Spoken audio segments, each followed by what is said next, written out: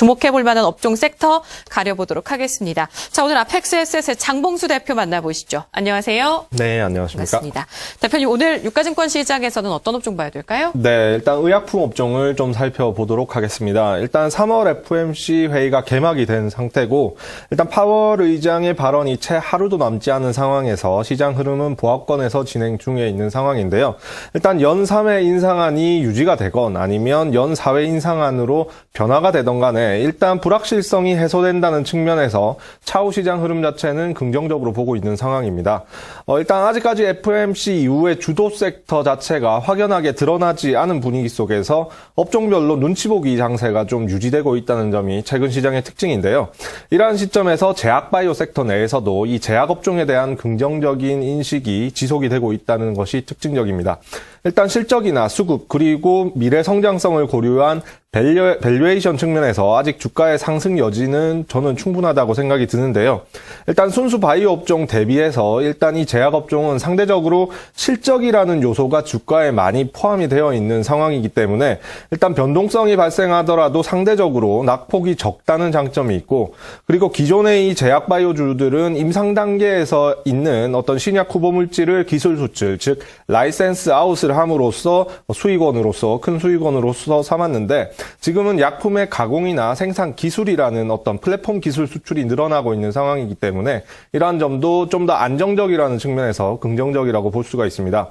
이러한 점에서 SK케미칼이 이제 최근에 백신을 생산하는 세포 배양 기술을 사노피에 수출함으로써 큰 수익을 얻었고, JW 중해제약이라든지 GC 녹십자 같은 경우도 비슷한 이슈가 있는 상황이기 때문에 좀 더 지켜보셨으면 하고요. 일단 오늘 코스피 대형 제약주들의 움직임이 좀 긍정적인 모습 속에 있다고 판단이 되는데, 조금 더 길게 지켜볼 필요가 있기 때문에 기존에 홀딩하셨던 분들은 조금 더 끌고 갈 필요가, 그리고 신규 진입도 충분히 가능해 보인다는 의견입니다. 네, 셀트리온과 삼성 바이오로직스의 조정으로 인해서 섹터 자체는 마이너스권입니다만 그보다 강력한 종목들이 훨씬 더 많이 포진은 되어 있습니다. 파미셀과 유나이티드 제약 중심으로 상승 중인 의약업종, 어찌됐건 유가증권 시장이든 코스닥 시장이든 시장의 기대감은 이 섹터에 여전한 듯 싶습니다. 자, 유가증권 시장 관심업종으로 의약업종 살펴봤고요. 이번에는 코스닥 시장 상황도 보도록 하겠습니다. 여기서는 어떤 섹터 보는 게 좋을까요? 네, 여기서는 디지털 컨텐츠, 즉 게임 업종을 좀 살펴보겠는데요. 일단 이 게임 업종 은 제가 지난 2월 말에 공략 섹터로 한번 제시를 했었던 업종인데, 일단 당시에는 2분기부터 신작 출시 모멘텀이 존재를 하기 때문에 그때 당시 입장에서는 약간 좀 이르다고 판단을 할 수 있지만 선침해를 해볼 필요가 있다고 말씀을 드렸는데, 그 이후에 큰 등락 없이 횡보권 흐름을 진행 중에 있는 상황입니다. 일단 오늘 게임주 상승은 특별한 이유가 있다기보다는 최근에 어떤 순환매성 흐름의 일부라고 생각이 드는데요. 하지만 이제 몇몇 종목들에 대해서는 신작 출시 기대감과 관련된 모멘텀이 장착이 되었다는 점 자체가 특징적이라고 볼 수가 있습니다. 일단 웹젠 자체가 뮤 오리진의 후속작인 뮤 오리진 2에 대한 출시에 앞서서 4월에 CBT를 진행할 예정이라는 이슈로 인해서 큰 상승을 보이고 있고, 액션 스퀘어나 썬데이 토즈 자체도 신작 모멘텀과 관련된 이슈로 인해서 큰 상승을 보이고 있는 상황입니다. 그래서 일단 이러한 신작 모멘텀 자체는 곧 다가올 2분기부터 더 본격화되고 더욱더 강화될 것으로 생각이 되기 때문에 이러한 점은 반드시 인지해야 되고, 그러한 관점 속에서 충분히 트레이딩 관점에서 접근 가능하다고 보여집니다. 꽤 강합니다. 일단은 계속 오늘장 시장을 주도해주고 있는 언급됐던 섹터들, 뭐 서메이즈부터 시작해서 컴투스, 그리고 W게임즈, 웹젠 등의 종목군들이 급등세고요. 캐주얼 게임 쪽에서 썬데이 토지도 사실 4분기 실적 발표 이후에 조금 주춤해졌잖아요. 어느덧 오늘장 4만 원대 이상을 넘어서면서 신고가 다시 한번 터치해줍니다. 힘이 강한 게임 섹터, 오늘 코스닥 시장에서 살펴드렸습니다. 자, 그렇다면 내일은 중요합니다. FOMC 결과 공개 이후의 시장 상황 방향성, 여기에서 조금 더 자유로울 수 있는 업종 섹터 찾는 필요가 있다. 앞서도 계속 강조해드리고 있는데요. 어떤 섹터 내일은 관심 있게 살펴볼까요? 네, 일단 방송 콘텐츠 업종을 좀 단기적으로라도 관심을 가지자는 입장입니다.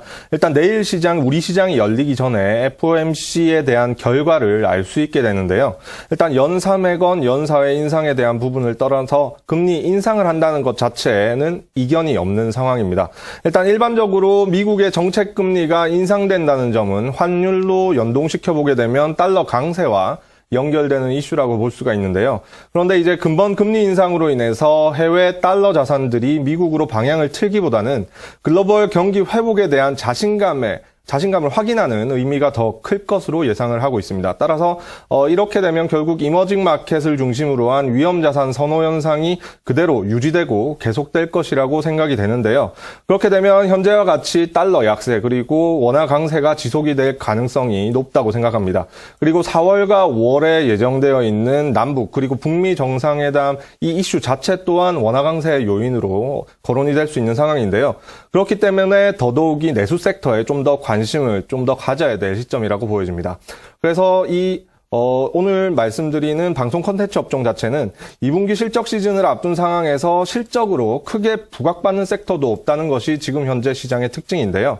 이 방송 콘텐츠 업종 자체는 기존의 한한령으로 인해서 이러한 영향이 이미 주가에 반영이 된 상태에서 미래를 봤을 때 그리고 최근 주변국과의 어떤 관계 개선으로 봤을 때 기대감 자체가 높아지는 구간에 있다는 점이 가장 큰 특징점이고 따라서 앞으로 실적이 더 나아질 수 있다는 기대감 자체가 형성이 되어 있는 업종이라고 생각이 됩니다. 따라서 그런 관점에서 봤을 때는 CJ ENM이라든지 J 콘텐트리와 같은 업종을 좀 더 종목들을 지켜볼 필요가 있고 특히 J 콘텐트리는 최근에 많이 상승을 하긴 했지만 본격적으로 시장에서 부각받은 적은 없기 때문에 충분히 트레이딩 접근 가능하다고 생각이 됩니다.